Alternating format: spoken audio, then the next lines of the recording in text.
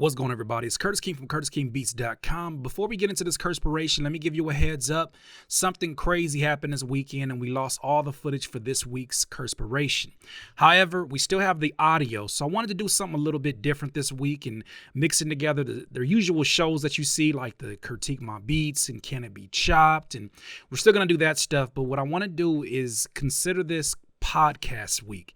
So there's a few podcast interviews that I did over the last week, and I just got to share with you these gems that just came to me during these interviews, in addition to these Curtspirations. So for those of you that are used to seeing my face, I'm sorry. You're only going to see it on Tuesday, Saturday, and the usual days. But for right now, we're going to get into this podcast week. So basically, just take these videos as if you're listening to a podcast. Most of you do that anyways, but take it for the information that is being offered to you. We got to make the most out of situations when things come up. Got to turn the negativity into a positivity. Once again, it's Curtis King of CurtisKingBeats.com. Let's get to it. Music producers, how often do you sit there with your beats and ask, where am I going and what is the purpose of this particular beat?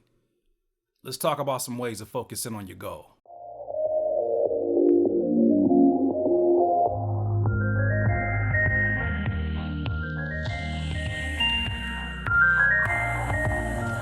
Music producers, how many times do we sit there in front of our program, whether you use FL Studio, Reason, Logic, Ableton? How many times do we sit in front of the program and ask ourselves, where is this beat going? Now, especially in the beginning, I think when I listen to beats, especially on the Critique My Beats segment that I do, when I listen to new producers, I can tell generally how long they've been making beats simply by, their lack of switch ups, or even their lack of taking this particular beat somewhere. It's a theory that I like to call producing beats into oblivion. Now, when you're producing beats into oblivion, that means that you just have these endless loops that go on and on. Sometimes I can even tell when a producer is playing a beat or working on a beat and they've decided, this loop is actually kind of tight and I don't want to mess it up. So I'm just going to keep it going for the next 4 minutes. And, when you're thinking about music and you're thinking about music that actually evokes emotion out of you, it's very rare that you're going to hear a beat, a song, even in today's time, that does not have some sort of movement at its core. Right? Whether it's melodic movement, whether it's a vocal movement, there has to be valleys and peaks. There has to be times where the song is, maybe it's this mysterious song and it comes in very eerie and it may sound like it's just repeating itself, but there's subtle nuances, there's subtle changes that really evoke different emotions out of you. That's why somebody can have a favorite part of a beat or a favorite part of a song. And you, as the composer of this instrumental, whether you want to take the title of beat maker producer, you still need to get this skill set.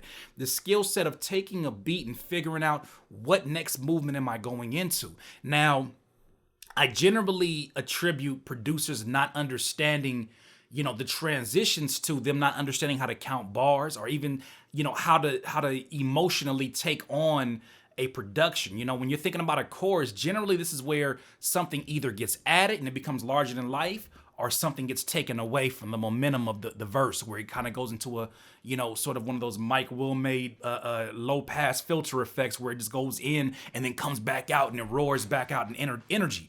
So you got to figure out, where do you want to take this beat? So many times you guys will sit there, and I don't mean to say just you guys, because I've been there too, where I'll say we. How about that? So I know some of y'all out there get offended by everything. We sometimes create beats and we just catch a vibe, we catch a groove, and we're like, man, this can go on forever. And maybe it can for you, but it's not going to get accomplished the goals you may have set for you. Now, I can talk about the 3 categories, one being the leasing beats. Leasing beats, you really almost have to be a producer with ADD, because these artists are looking through pages and pages of producer beats. And if you got 50 on your page, somebody got 70 on their page, their attention span is very low. I hear of the rare occasions where rappers will go looking for beats to lease, and they'll be playing like Xbox or, whatever they're playing while the music is playing in the background, and just kind of let it play on a page. But it's very rare for that to happen. So you have to appease them and you have to make an impression within that first minute. Now, that doesn't mean you need to add a bunch of sounds that don't fit. That don't mean you got to add a bunch of snares everywhere. That just means that you have to be very detailed and very focused about where you're taking this instrumental. And just, sometimes it's not a matter of adding something else. Sometimes it's a matter of taking something out. I heard Sound Oracle say that this last week when I was in this mastermind group that you've been seeing the video from that I went to for BusyWorks Beats. He had an event, and that's one thing Sound Oracle says. Sometimes it's about taking away the sound. I thought it was absolutely brilliant, is that gives it emotion. It almost gives you a feeling of confidence that you have the ability to take that in and out. And that's for leasing producers. Now, for producers that are trying to get placements, same situation. You're talking about rappers who are going through beats, or even A&Rs that are going through emails of beats for 3 and 4 hours. They don't want to hear, your fantastic piano loop for 4 or 5 minutes. They're giving you probably about 30 to 40 seconds before they're changed and going to the next one. If they're even that nice, they're probably giving you 15 to 20 seconds. So when it comes to that, and then when it comes to TV and sync licensing, you have to understand that business, when you're trying to get in commercials, is built upon transitions. Why? Because I'll give you an example. You'll send a beat off, like I sent a beat off one time for a possible placement with Panda Express, and they took my beat, and its whole entirety was 3 minutes. It had probably about 4 or 5 different major transitions. They pretty much shrunk all those transitions into 1 minute. Because why? Commercials they're not longer than 30 seconds. So you got to take the best parts of this beat, and then hopefully it has enough transitions for them to make some decisions that look good with the actual video that's in the commercial. So it's very important for you to make sure you got movement within your beats. Now, if you're just getting started, you may feel overwhelmed and be like, Curtis, as if you didn't give me enough responsibilities to do. Bless you. As if you didn't have enough responsibilities. Here's the thing about it. Don't take it as this is another thing I have to do. This is something that is literally the foundation of everything that you'll do as a producer. Okay, so when you're thinking about creating a beat, most times you're not creating a beat with an artist in mind. Not in the beginning, at least. That's not how I was. I wasn't creating with an artist in mind. And I think that can work to your benefit, and also it can work, to the opposite as well, to where, if you just simply sit there, and this is a technique that was actually offered up in this same mastermind group, was if you actually put an acapella, and I think I might even suggested this a few years ago, find an acapella and build your beat around the acapella. Naturally, you'll take your beats through more transitions because you'll realize that certain things just don't sound right. You're competing with the original beat. Certain loops over and over and over again, you'll get bored. And if you get bored, imagine what an audience that cares nothing about you or the song, imagine their attention span compared to yours for your own music. So you got to make sure that you're very careful as you start to select your sounds and figure out, do I need to add or take away? These are questions you want to ask. What kind of movements are happening?